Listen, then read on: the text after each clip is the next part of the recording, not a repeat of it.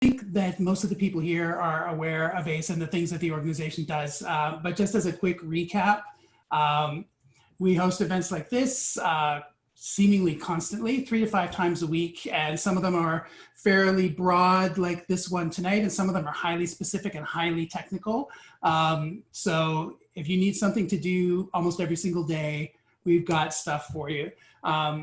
You probably are familiar with our website, ai.science. You might know that we have a YouTube channel, which is called ML Papers Explained.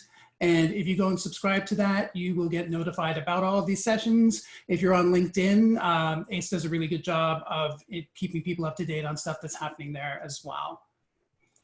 So that's us. Welcome to this evening's presentation, which, as everyone knows, is about NLP. And I think everyone is excited to be here and learn from our esteemed panelists. So just to give you a sense of how it'll go, we have a series of questions. It's going to be an open conversation, and then probably midway through, we'll do a breakout session so that anyone that wants to ask questions themselves will have the opportunity to do so. Okay, now let's see, to begin, I don't know that I have to define NLP for anyone who's in the room. And I don't know, I doubt there's anyone here saying, well, what the heck is that? A simple definition might be that NLP is a series of wide-ranging projects that are concerned with understanding communication in human languages and being trained to respond to it in meaningful ways. That's not the official definition, I actually just made it up. So you will hear like much more learned descriptions of what NLP is here tonight. So basically, what I'm going to do now is ask each of my panelists to introduce themselves and let us know where you're working and tell us a bit about your own personal history with NLP in your career. Why don't we start with one of our panelists who also goes by the nickname Pie Sauce. Hi, Shawn. Yes, thanks. So I'm Suhas. I work at Bedrock AI. I'm the CTO there, and as you might have heard, the entire company is actually on this call. Yeah, so shout out to my awesome teammates, Chris and Shawn. So at Bedrock AI, we work on some semi-secret stuff, but I didn't really work on natural language processing research and development. As far as my history of NLP goes, it's a pretty long one. I should probably start about probably when the day I was born. No, just kidding. So when I was a teenager, I loved search engines. I was very passionate about them. And the first research paper I ever read was the PageRank paper from Google, and I used to spend a lot of time trying to build small search engines, but very soon I kind of realized that the main bottleneck there that I was facing was that you just can't build a good search engine if the search engine cannot understand the query or it cannot understand what the user wants. And that got me interested in NLP, and this was prior to the deep learning era. So you didn't have anything that we have these days, no Word2Vec, nothing. So I did my master's degree in machine learning with a focus on natural language processing. And I remember in my thesis, this was in 2012, I experimented with neural networks, and I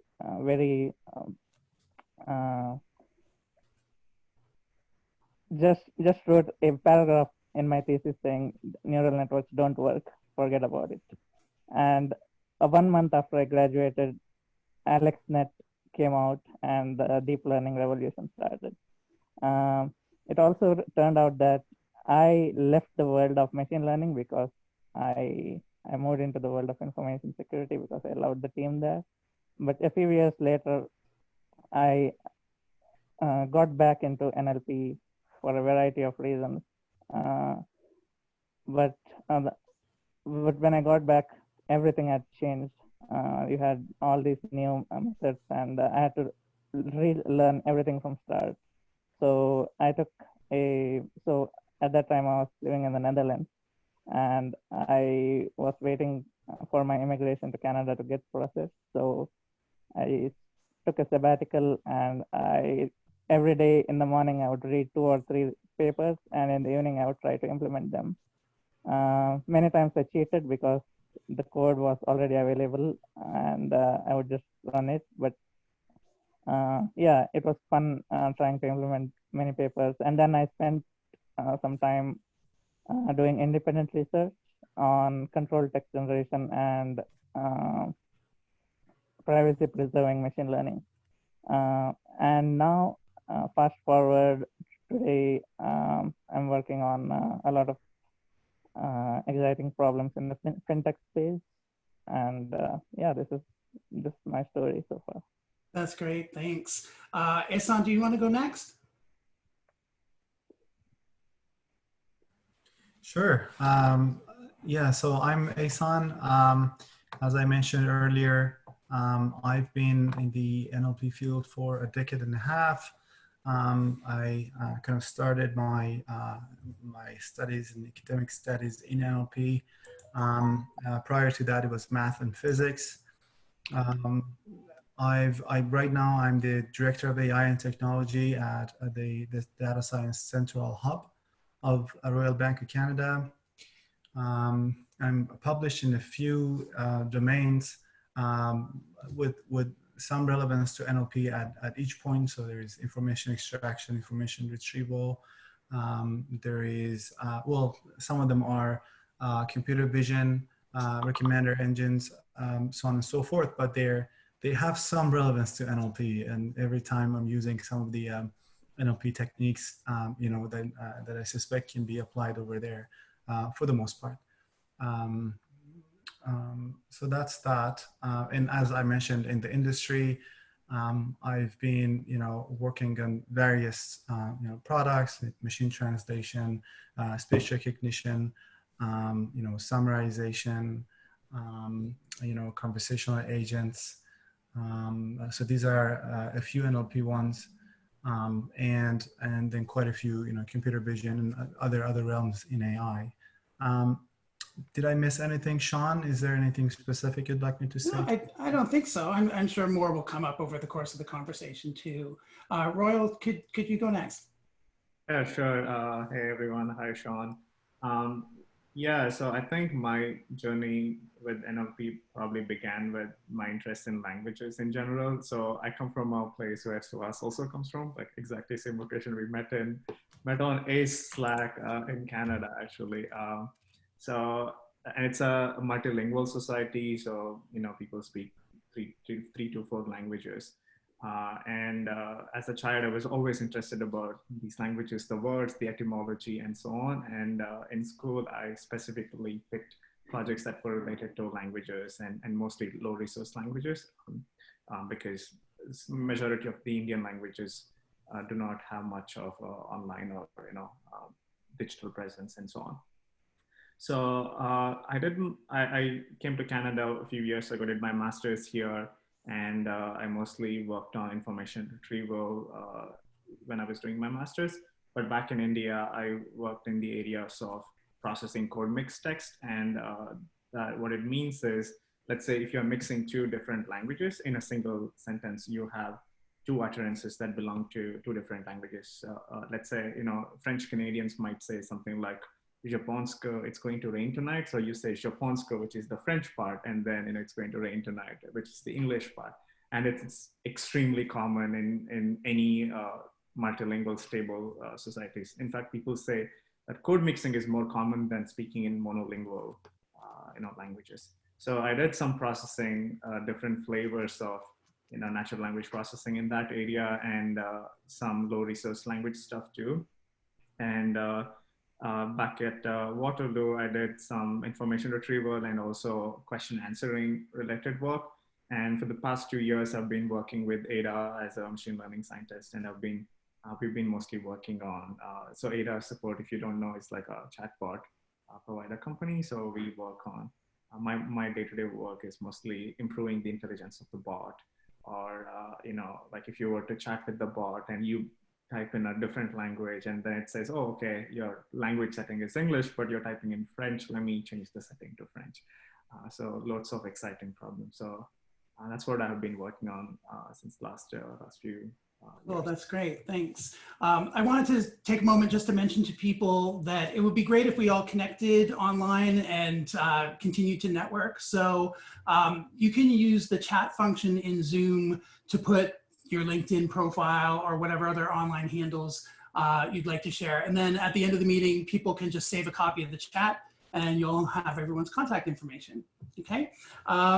Now, I wanted to go a little bit deeper into some of the work that you guys have done, because I think there are people here who are really hungry to hear about the interesting challenges and stuff like that that you face. So I guess my opening question would be, if there's a proudest moment for you in your NLP career, what might it be? If it was, say, the most complex project or the most difficult or interesting problem you've ever had to solve. So I'm sure maybe one of you knows right off the top of your head, and others of you might have to think about it. So if one of you knows off the top of your head, please go ahead. Or you could all think for a minute. It's really hard to pick, really. That's fair, yeah. I'm going to give my colleagues a chance, then I'll jump in. Okay, sure.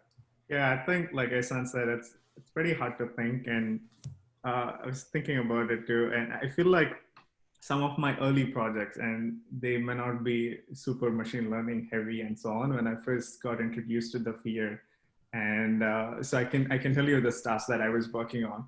So the task was essentially, you are given a sentence or like a bunch of sentences, and you're said that this sentence has 2 different languages. Let's say, like my earlier example, French and English. And we want to identify that what words are French and what words are English. Because this specific task was related to Indian languages, so the script can also change, right? So let's say you have something like, Hindi and English, and everything, the entire text is written in Roman script, right? Or the English script. And the task is to identify what word is English, what word is Hindi. And if the word is Hindi, now you would want to transliterate, like back transliterate to the original form, like write the Hindi word in Hindi script and not in English script. So I was working on a similar task, and this was during my undergrad days. And I feel like for the first time, I built a very simple model, and I couldn't tell myself whether a particular sentence is, French or not. And this model could, with like reasonable performance. And I felt really happy. Like even to this day, sometimes I think about, like, regardless of, other publications or other achievements, to me, those first few projects where, the model could do something that a human could not, I think that felt very, very special. And another similar project I would also want to mention is a lot of speakers in India, for example.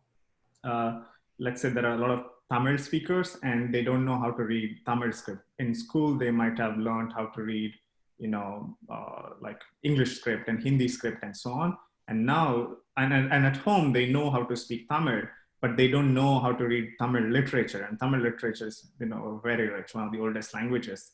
So again, a very simple, model. We built something where you were like, you would have this Chrome extension and you click on this, and then the whole Tamil Wikipedia page would get transliterated to English. So it's still, the content is still in Tamil, but now written in English script or written in another script that you're familiar with. And now, like, you don't have to think about, script problems and language issues and so on. So those were 2 things, some of my initial projects, but something that I think I'm really happy and proud of. Yeah, no, that makes a lot of sense. And I think we can sense your excitement, right? Because it's a practical application that could benefit people in real life, right? Suhas, did you have an example of something thrilling or interesting that you want to share from your project history? So there are 3 kinds of projects that I can say that I broadly work on. So one is anything that's work related. Another one is that's related to the independent research that I do. And another one is basically very short, or as my friend would say, quick functions that you just implement just because you want to know something about something. So maybe I'll give an example from each of the latter two. So during my independent research phase, I think I worked a lot on textual style transfer. So basically the task of, if you have a sentence that is written in a particular style, let's say it's written in informal English, can you automatically convert it into the same content, but now it's written in formal English? So this is a little like machine translation, but the difference is that the vocabularies are almost the same at both the source and the target. So yeah, I had a lot of fun working on several different methods, and yeah, so that is one project that I really like, and I'm still working on it.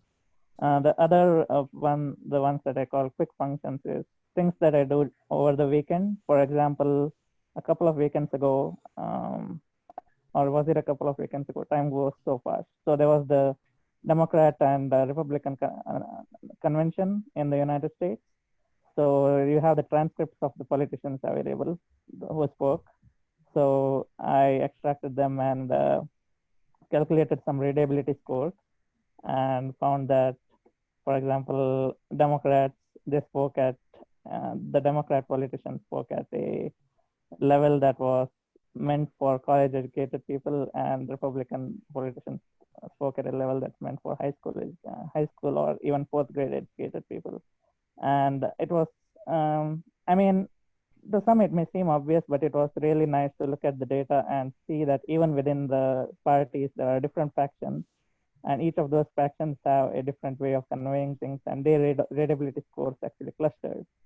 So, and which kind of led to many other questions, such as, if, for example, Alexandria Ocasio-Cortez were to speak like Donald Trump, but still have the same content, would she lose any support? Or if Donald Trump starts speaking in the style of AOC, but still keep the content intact, would he lose supporters? I think I know the answer, but I wouldn't want to start a political discussion here. But yeah, something else that I started recently was, so there are programming competitions, and there are solutions available to those programming competitions by different people. And I wanted to see how each programmer, what does a programmer's formal mathematical training, etc., have an impact on their algorithmic style. And so I was kind of trying to train an embedding vector for each programmer by running the text on, by basically training it on all the code that they have written. So it's a very interesting task, and I'm still quite at the beginning of it. And there are lots of interesting questions. What are the tokens here? How do you represent them, etc. But yeah, so those are the things that keep me happy during the weekend. That's great. I think you've given a really good sense of the different scope and scale that projects can have. And thank you to everyone for the lively conversations in the chat. I think that the feedback is people are finding this stuff and these details super interesting. So Ehsan, do you have stuff that you can share with us in this regard? Oh, always. Interesting. So let me pick, I do, to be honest, so there a common kind of attribute of all my work is that I usually share, get excited and interested about when you're talking about something that's new, that's, that relies on the cutting edge development, and not just because they're popular or they make a fuss, but because I always want to see what happens next. So there are quite a few of them happened throughout my career. You know, back in the day, there was, I name a few and I'll jump into the details of one, perhaps two. Like there was one, for example, that, you know, there's this company, I won't name, but their job was to send very small summaries of insights to very important people. And the issue was that some of the discourse, important discourse, political or otherwise, was missed on the web because the content was in videos. So we wrote, you know, a transcriber using speech recognition technique. Back in the day, you know, deep learning hadn't really caught up much yet. Anyhow, so we used that technology, and it was able to capture all of those in their search, in their information retrieval engine. You know, and another one, I guess the one that, you know, I'd say, you know, one of the ones that I'm really proud on was, you know, when deep learning came about, you know, that search engines, for example, Google, you know, right now they're not really relying on PageRank per se, like the oldest algorithm, but if you imagine some sort of a graph weight algorithm, it's always there. And then there's always, they're powered by an NLP engine at the same time, because they can't really go from query into nodes directly, right? There's not an efficient way to do that. So a quick way these days is to vectorize it, right?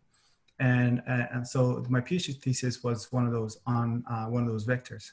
You know, how to build them more efficiently, how to find the most relevant. And there's still a lot of work that, you know, a lot of capacity to contribute in that space. Anyhow, so, and there is this field called terminology extraction, and the job of which is to help indexing the web pages throughout the web, right, more accurately. So finding every specific terminology that's specific to that web page, right?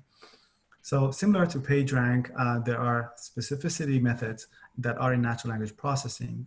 You know, you may be familiar with TF-IDF. It's been traditionally used for vectorization. Right now, more modern techniques are used. But the question was and it's a very powerful tool. And what it does, it tells you if something is how much and to what extent specific, and if it is at all, to a web page or to a content, NLP content, text content. So in my PhD thesis, I made it a distributed algorithm. So I looked at you know, specificity scores, and I made an algorithm called, you know, distributed specificity. That article is, you know, you gotta pay for it. It's a paid article, but there is a local global vectors article. You can look that one up.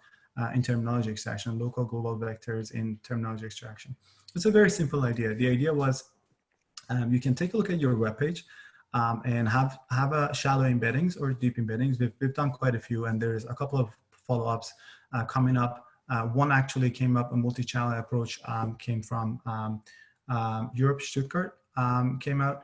That's super interesting, and we're building, you know, another version with a more recent transformer architecture. But regardless, what it does is that you look at the web page, you construct an embedding that represents that, you know, all the term candidates in that web page, and then you have all of these representations also throughout the web or in your general corpora.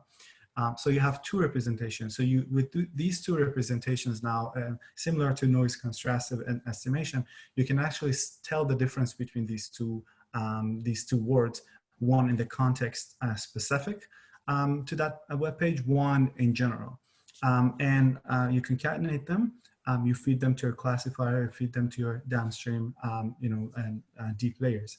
And we improved accurate extraction of terms. So we had to build gold standard as well for that. And building one for cybersecurity too. Regardless, we improved it by 30% F-score, which is not trivial at all. Yeah, so that's one of the things. I got into a lot of details, so I won't talk about other projects. Let me just name one of them. I think it's super, like, I can't go into the details even if I want to, but there's a super, you know, architecture that we're building. It walks across the entire enterprise, and just imagine how big RVC is. and makes a service available to everyone, and it's using NLP at its core. That's how much I can tell. Exciting. This is really fascinating stuff. Thanks. So I think I want to go from some of these highlights down to the everyday, because I think that something that people might be interested in hearing is, and I'm going to ask this of each of you, because I think they may be quite different. What's your average day like? What are the typical things that you're doing day in and day out in machine learning and AI? Whoever wants to go first can do so. This you should know, you just did it today. So in the day-to-day.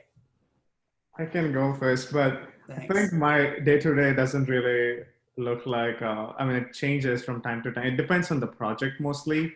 At the moment, I can tell you, I'm working on building a better testing framework for our AISC NLP models.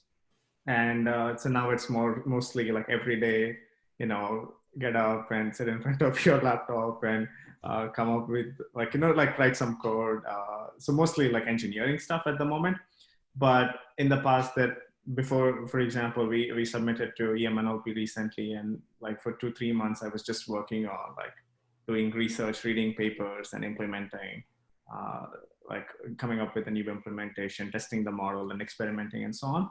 But I think I can probably give some insights into, or like some idea on how usually like a project works. That's probably a better way for me to explain, rather than like how a day looks like. So usually once we begin with the project, like any machine learning scientist at Ada tries to read related papers.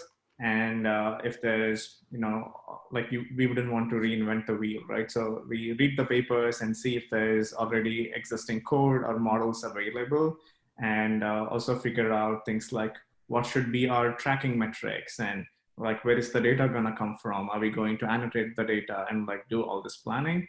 And once we have figured that out, like me, I usually would, open up a Jupyter notebook, just do like a proof of concept with one of these models that I have read about, and just like implement quickly and see like how it works with ADAS data particularly. And then once we have a simple models, quite often we just deploy this model and then log the results. And this simple model exists in production, and we see how it behaves in production in the wilderness. And as this is going on, we try to tweak this model, improve it even more, try to come up with sophisticated models. And each time we come up with the model, we go through the same, iterative process of just like opening up a Jupyter notebook and trying to get these, like we would have decided on certain metrics and trying to see how this new model is performing with respect to these metrics. And once we are happy with the model and have done some kind of rigorous testing, then we just, then I'll work on writing some backend code and so essentially connecting this particular, new code or new endpoint to the rest of the framework, and doing some engineering related tasks. But usually it's a mix of both, like, research, literature, survey, and actual implementation. Okay, that's great, thanks. Now, Suhas, I got the sense from you that your day-to-day is quite unorthodox. Why don't you tell us a bit about that?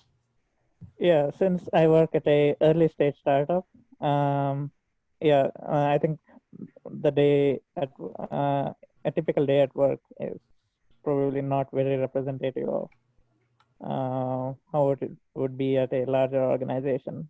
So at a early stage startup, everything has to be built from the ground up. There is no infrastructure. We need to build the infrastructure. We started off doing research, slowly blossomed into development, and now getting into production. And all these things are rapidly iterating, sometimes through the course of a single day. And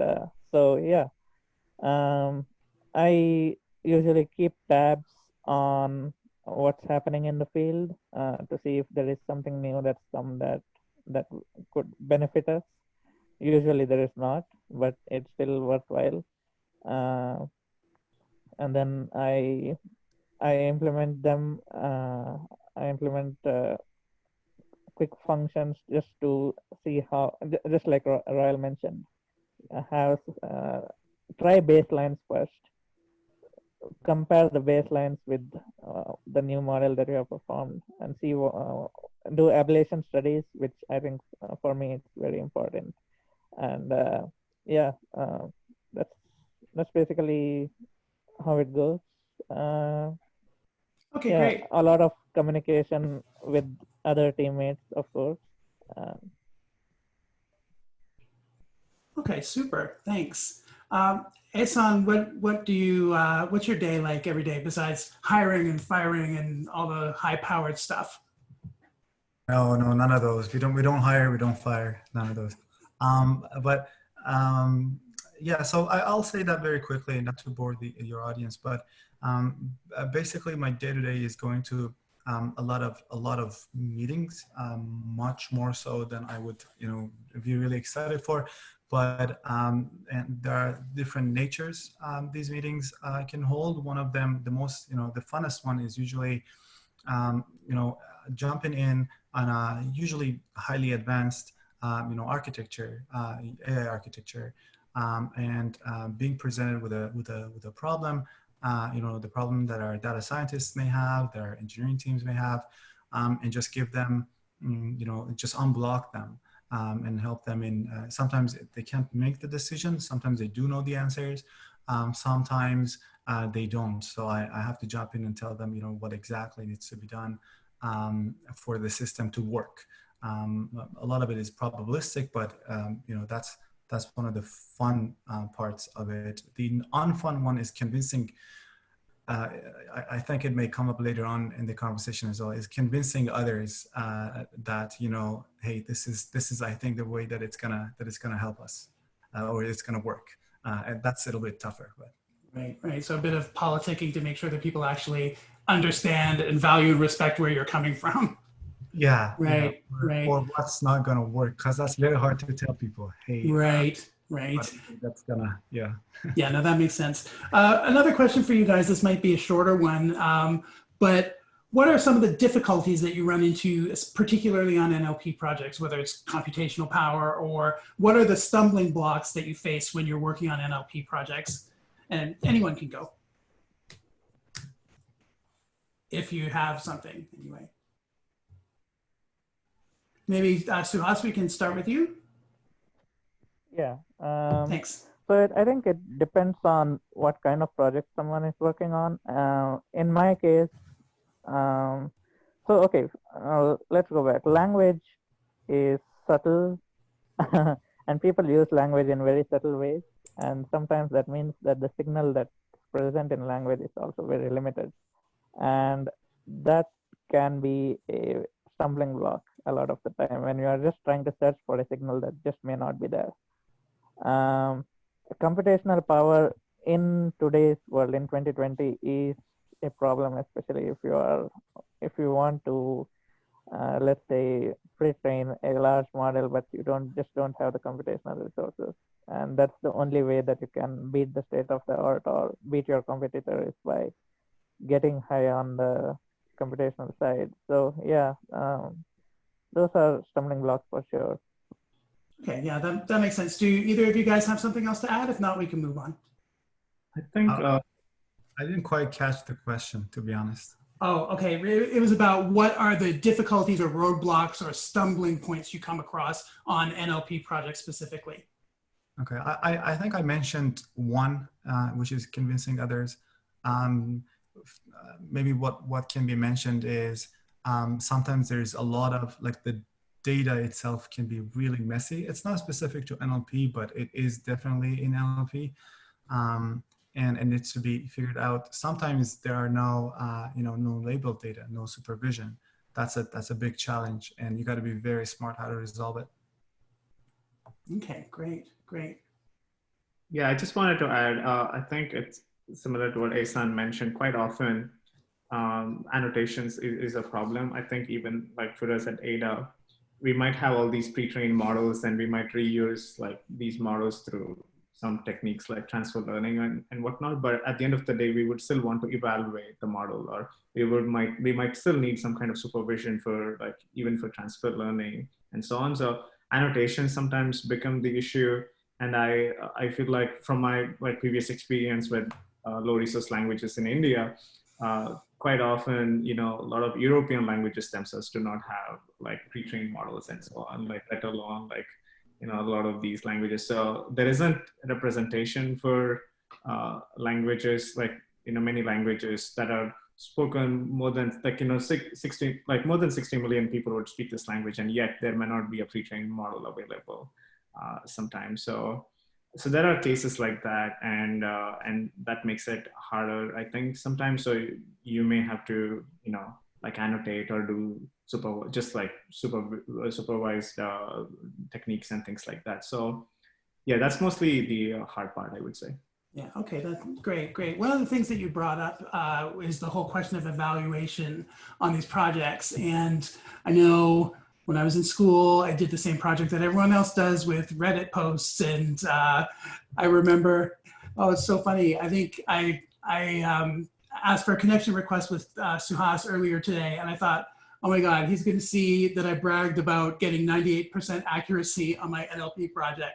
I think that information has come to light more recently saying that a lot of those metrics have been a bit inflated. And I know, Royal, that you've had some conversations in the field about stuff that's being done to present an alternative. Yeah, so I don't know if you folks check this out, AISC out actually. This paper called Checklist won the Best Paper Award at ACL. And I had a chance to host Marco at ACE recently.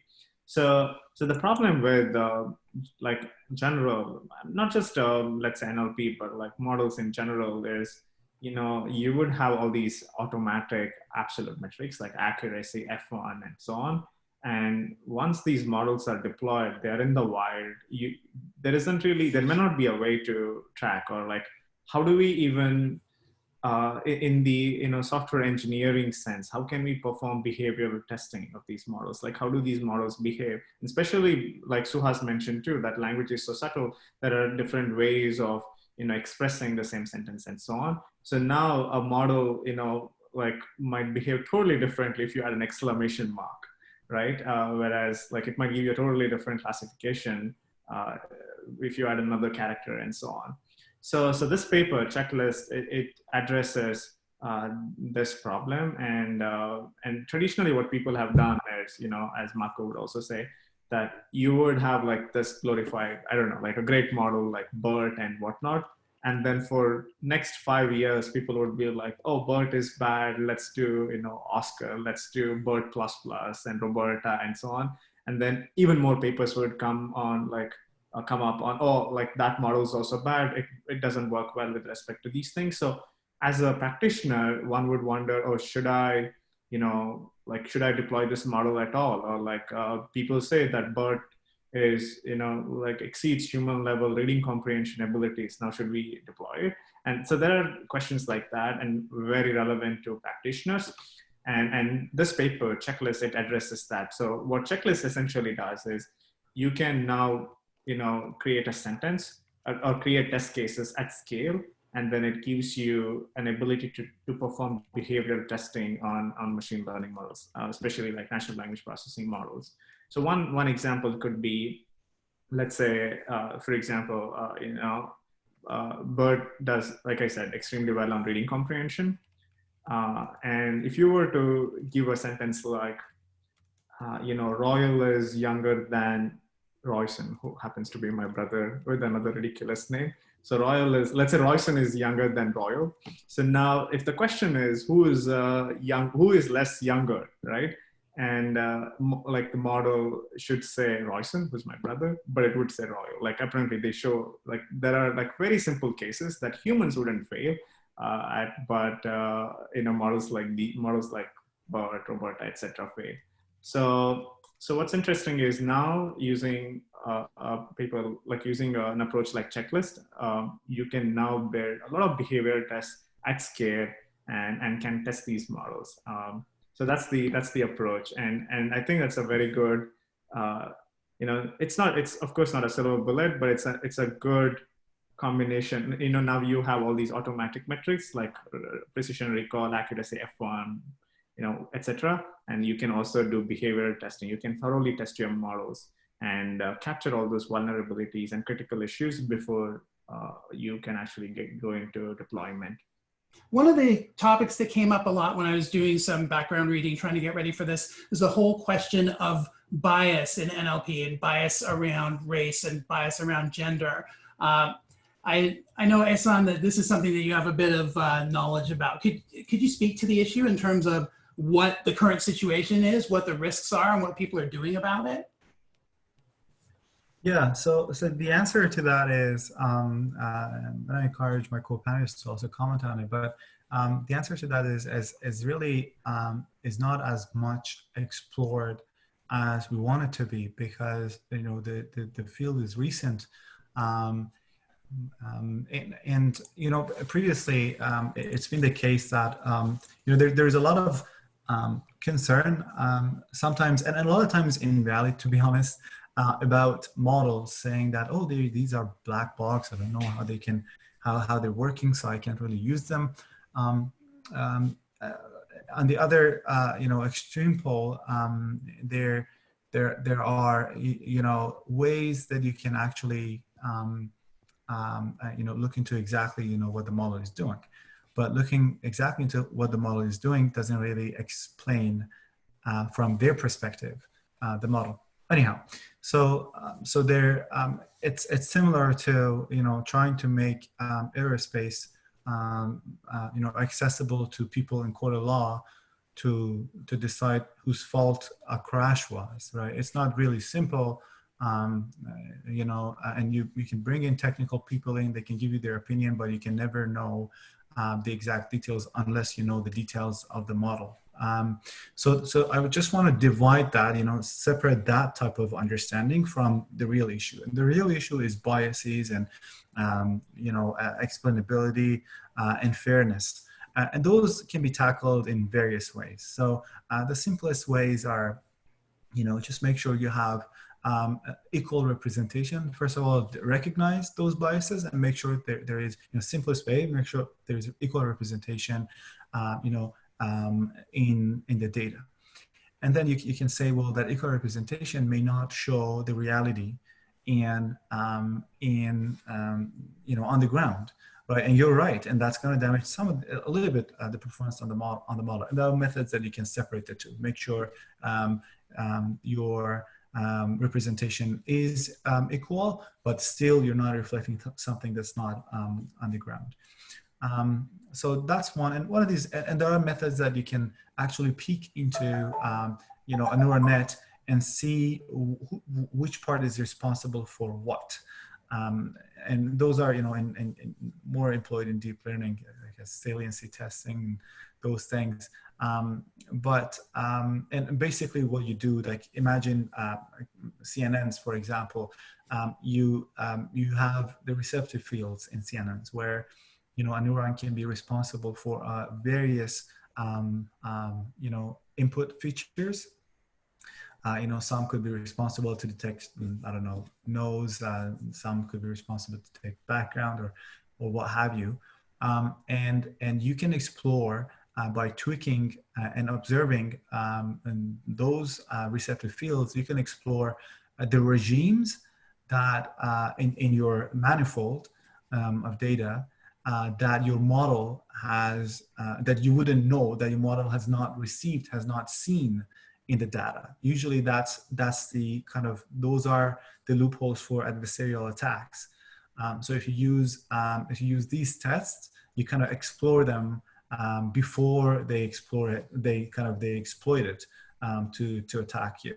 So these are some of the kind of general solutions. And there is a lot, and I can speak on that unfairness, for hours. Okay. Can I ask something to follow up on that? Would you mind? Sure. It's just that you were talking in very technical terms, it seems, which is great. Do you also include things like the type of people that are in the domain, that they are also diverse and also, so from the domain and also the way that the data is collected as well. So apart from just the techniques, is that also significant for you? It is.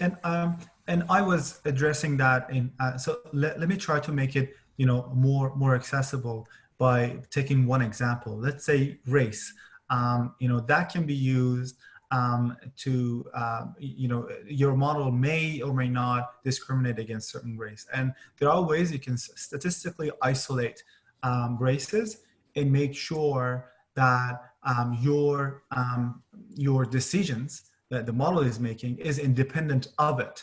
Because just like humans, like we live by biases. That's why we become, and in the extreme points, we become, all those things that we shouldn't become.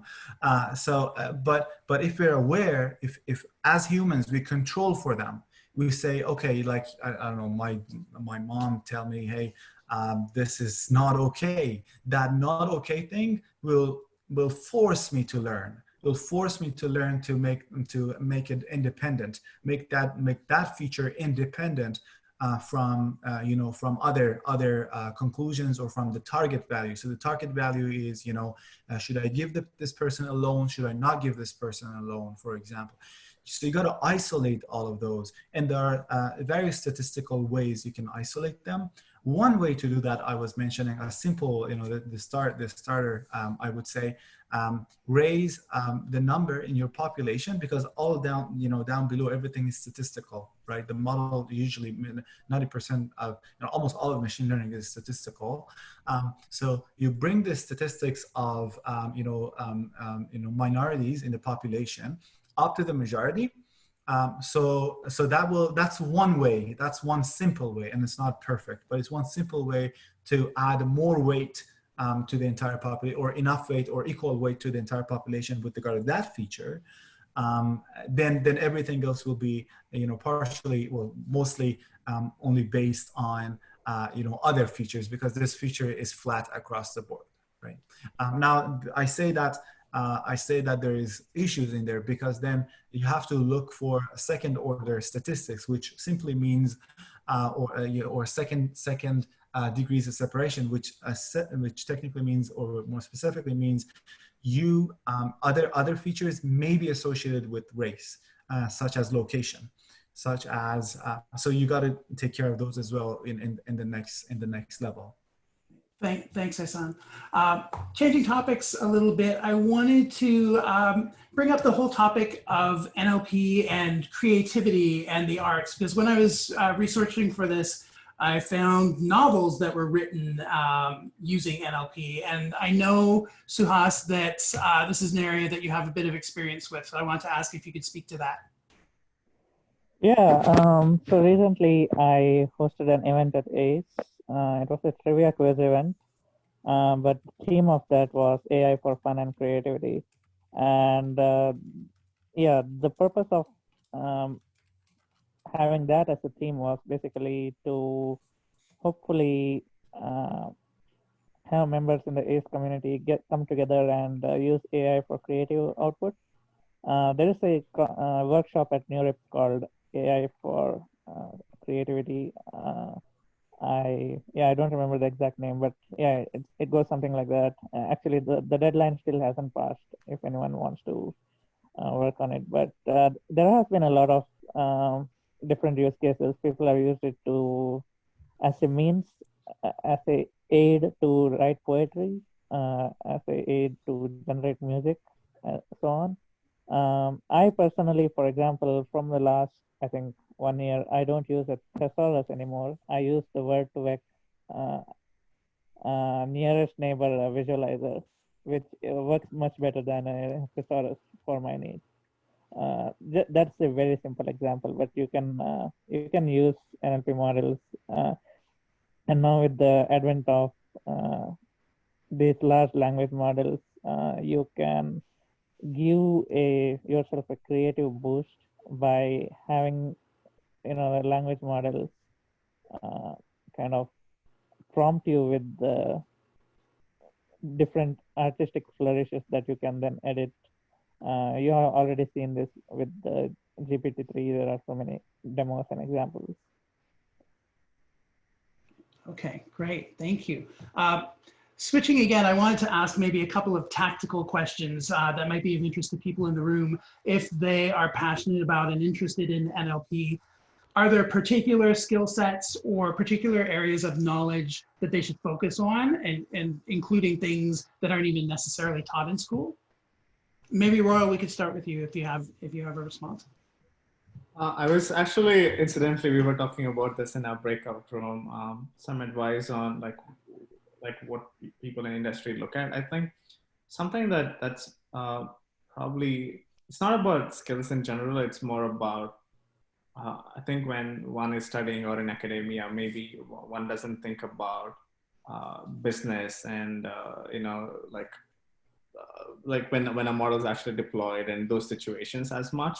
So it is probably like one thing that I would recommend is just thinking about the problem holistically from, and Susan was also mentioning this in our breakout room, like end-to-end approach, not just taking a problem that's predefined and working on it for 2 weeks as a mini project or something, but taking on a problem, working on it for a longer time so that you get to know the problem and also the fundamentals of machine learning much better, working on it for a longer time and probably not filling resumes with, 4 or 5 mini projects.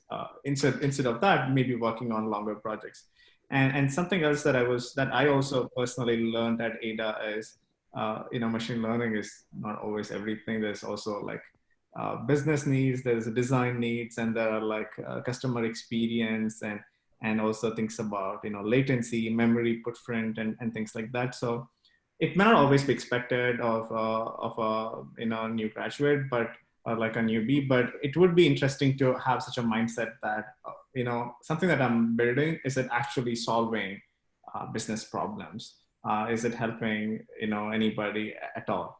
And the third thing I would say is maybe start something small. And like Suhas was also mentioning earlier, think about baselines, think about iterative approaches, and not just try, a big gigantic neural network at for every simple task there is. Quite often, a lot of creativity comes from, trying simple baselines and more often than not that by itself, might suffice or might be enough. And I think quite often people in the industry also look at such skills. Like, do you look at, smaller elements, like what are simple metrics, what are simple techniques that one can try, and so on. So maybe those are the 3 things I would recommend. Yeah, no, that's great. That's super helpful. One of the things that Suhas mentioned earlier was GPT-3, and that's all I ever hear about. I wake up and check my Google app in the morning, and it's full of articles about GPT-3. And Ehsan and I had talked a little bit about it prior to this, and I thought maybe I would direct the question to you of what's beyond the hype when it comes to GPT-3? What are the exciting potentialities, and are there any concerns that should be flagged? Yeah, Shawn. So let's I think about, let me start with an analogy, maybe quickly. So I think about AI as a next level automation. So that's why we like AI in general. Now that includes deep learning, machine learning, natural language processing, computer vision, everything. And automation, what is automation? Automation is tasks that are routine, they're repetitive, and we as humans don't like to keep doing them. We want to do better tasks, higher level tasks, and by automating a lot of agriculture, a lot of commerce, a lot of everything, we now end up doing other things, and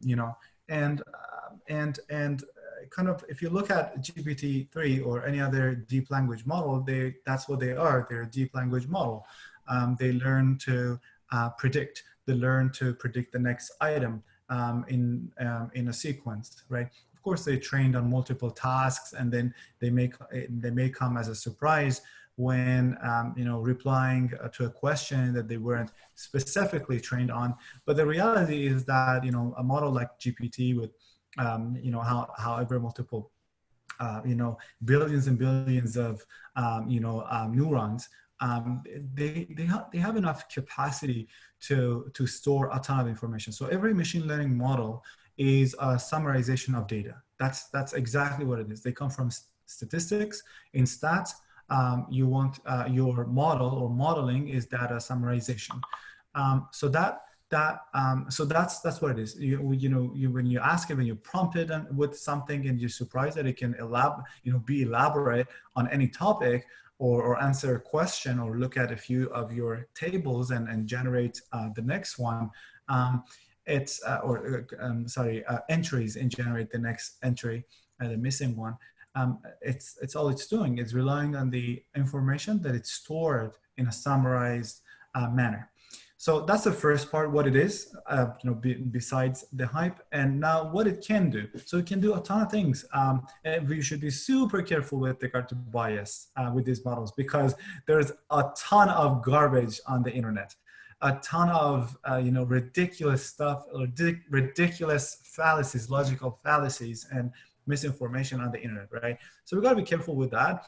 But not to say that, oh, this technology is dangerous necessarily. Not really. I mean, you can use a knife for whatever purpose you want to do. You can murder people, or you can just cut your fruit and or eat your steak.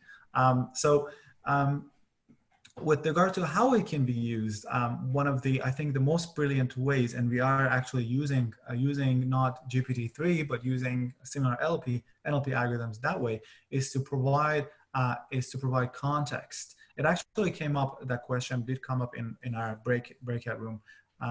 So basically, when you want an AI to have some word knowledge without having to teach it the entire world, you can use the output of these language models, not the output, but the underlying layers of these NLP models as your context for any phenomena at hand. Just pick a topic, use the vectors that these networks initiate when they want to predict, or you prompt them with these topics, then add it to whatever task you're doing, and it should be capable of improving your results. That's great. Thanks. I think maybe one last question for all of us as a group, because I think that people would be excited to have another breakout session before we wrap things up. What would you say, if there's anything cutting edge or new and different that people in the room might not have heard of in the realm of NLP, what might that be? Royal, do you have ideas? I'm thinking, and I think I might be having some recency bias here. I'm super excited about few shot learning stuff, because some of my recent work has been with respect to few shot learning. And few shot learning is essentially when you have very few training examples and you want to learn some kind of task just based on a few examples.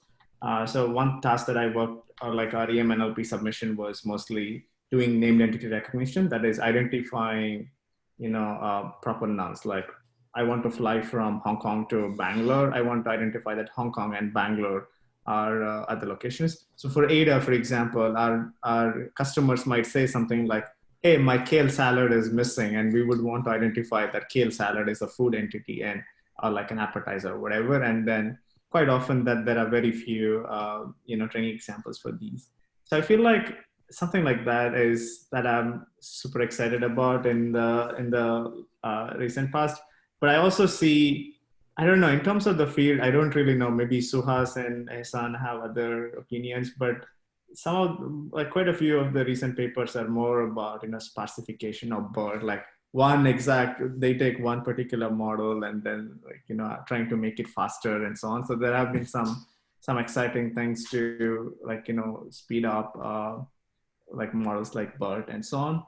But I think personally, I'm super excited about, few shot learning. And the other thing that I'm super excited about is continuous learning. That is, for example, when a human child learns how to ski and then learns how to skate, doesn't forget how to ski. Whereas models might learn how to do named entity recognition, like I said earlier, and then you might teach them how to do language detection. Now they tend to forget whatever they learned on named entity recognition, and this is called catastrophic forgetting in like a transfer learning domain. So that forgetting is very common in machine learning models, but not common for humans. So there are approaches that deal with this. The field is still in its early stages, and it's called incremental learning or lifelong learning, continuous learning, whatever. and those things are also something that that I'm super excited about, and something that you should. That's great. That's great. So everyone, you heard about them here first. Suhas, did you have anything that you wanted to add? Maybe let me talk a little about privacy preserving machine learning in the context of NLP. So you probably want to have your models trained on your private data, but the data should not be visible. But you probably want to reap the benefits from the model being trained, and there is a lot of great work being done in this area. So it's still at a nascent stage, but I think the next few years you will see a lot of pickup, especially federated learning.